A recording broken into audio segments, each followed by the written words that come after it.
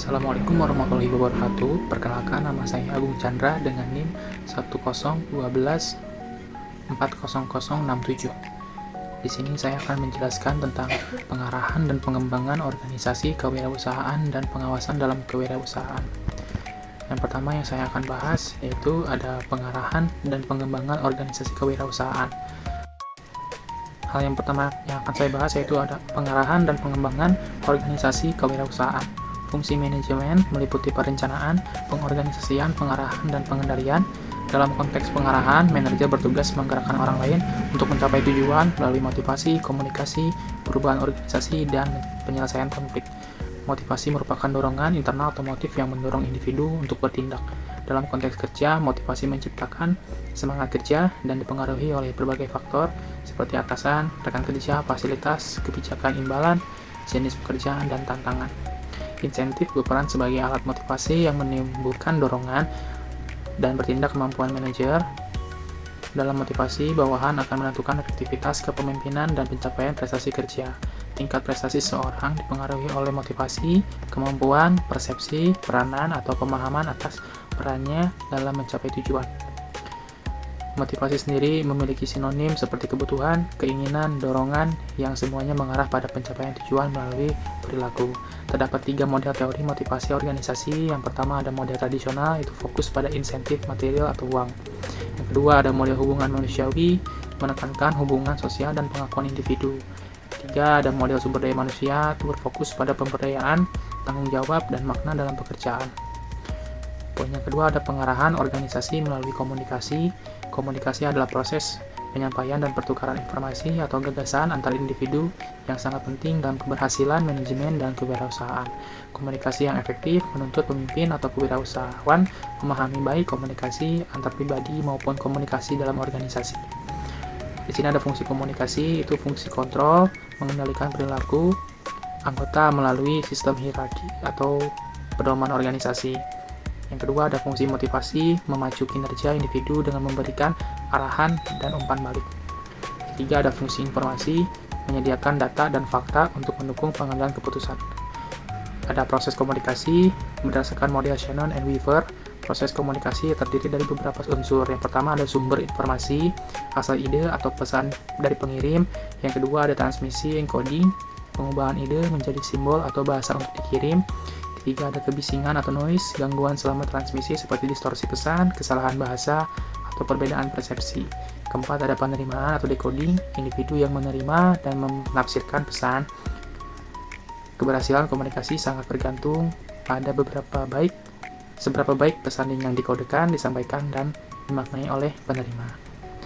Di sini ada pola dan bentuk komunikasi.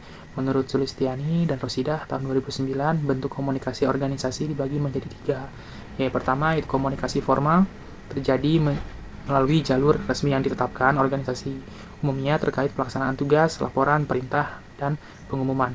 Yang kedua ada komunikasi non-formal, terjadi secara spontan dan tidak terstruktur, seperti percakapan antar pegawai berdasarkan kedekatan pribadi, hobi, atau kepentingan bersama. Yang ketiga ada komunikasi interpersonal atau diadik, komunikasi langsung antar 2 orang secara tatap muka yang memungkinkan respon verbal dan non-verbal secara simultan. Yang selanjutnya ada pengarahan organisasi melalui kepemimpinan. Di sini kepemimpinan adalah kemampuan untuk mempengaruhi orang lain agar bersedia bekerja secara sukarela demi mencapai tujuan bersama. Kepemimpinan itu melibatkan yaitu pemimpinnya sendiri, anggota, dan tujuan serta komunikasi yang efektif. Pemimpin pun harus fokus kepada tujuan. Salah satunya ada merumuskan peran dan tanggung jawab, menetapkan target penantang, membuat prosedur evaluasi, memandu, dan mengarahkan secara aktif. Terakhir itu fokus pada produktivitas. Selanjutnya ada pengembangan dan perubahan organisasi. Pengembangan organisasi adalah suatu usaha keseluruhan yang berencana dalam proses organisasi untuk meningkatkan efektivitas dan efisiensi dalam suatu lembaga organisasi. Setiap organisasi senantiasa memerlukan upaya pembaharuan dan penyempurnaan untuk menghadapi situasi yang terus berubah sepanjang waktu. Proses untuk mempersiapkan dan menjembatani perubahan itu dikenal dengan istilah pengembangan. Tujuannya apa sih untuk pengembangan organisasi itu? Untuk pengembangan tersebut, itu bertujuan untuk menerapkan inovasi guna meningkatkan efektivitas dan daya saing organisasi. Inovasi ini diharapkan membuat organisasi menjadi lebih sehat, adaptif, dan berkembang dari kondisi sebelumnya. Langkah pengembangan organisasi: yang pertama ada identifikasi kecenderungan lingkungan yang mempengaruhi operasional organisasi. Yang kedua, merumuskan perangkat tujuan organisasi secara menyeluruh. Tiga, ada menyusun hierarki tujuan dari tingkat strategis hingga operasional. Selanjutnya ada pengawasan dalam kewirausahaan. Definisi pengawasan adalah proses sistematis membandingkan kinerja aktual dengan standar atau tujuan yang telah ditetapkan guna mengidentifikasi penyimpangan dan melakukan tindakan korektif. Tujuannya adalah memastikan kegiatan organisasi berjalan sesuai dengan rencana. Fungsinya itu untuk memantau dan membina kegiatan secara berkelanjutan, memberikan penilaian dan koreksi terhadap kesalahan, menjamin bahwa seluruh kegiatan organisasi yang mendukung tercapainya tujuan.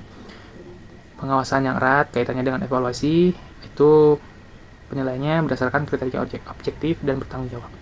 Tipe-tipe dasar pengawasan menurut William H. Human. Yang pertama ada steering control, dilakukan saat proses kerja berlangsung untuk mengantisipasi dan mencegah kesalahan sebelum pekerjaan selesai.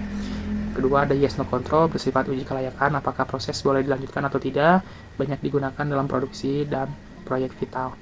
Ketiga ada post action control, dilakukan setelah pekerjaan selesai dengan membandingkan hasil akhir terhadap standar yang telah ditetapkan. Di sini selanjutnya ada proses pengawasan, menetapkan standar kerja. Langkah pertama dalam pengawasan adalah menetapkan standar pekerjaan, yaitu kriteria yang digunakan untuk mengukur apakah hasil kerja telah sesuai dengan harapan. Standarnya itu dapat bersifat kuantitatif, yaitu bersifat dengan angka. Yang kedua itu ada kualitatif, yaitu kepuasan atau mutu. Standar pelaksanaan menggambarkan kondisi ideal ketika suatu pekerjaan dilakukan dengan baik. Proses pengawasan selanjutnya itu adalah langkah kedua adalah mengukur kinerja atau berdasarkan standar yang telah ditetapkan.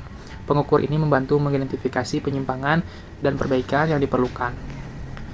Pertamanya ada perencanaan, meninjau kembali tujuan dan standar. Kedua ada pengorganisasian, mengevaluasi struktur kerja dan distribusi tugas. Ketiga ada penataan staf, memperbaiki seleksi, pelatihan, dan pembagian tugas. Keempat ada pengarahan, memperkuat kepemimpinan, motivasi, dan kesadaran terhadap tujuan. Terakhir ada kesimpulan.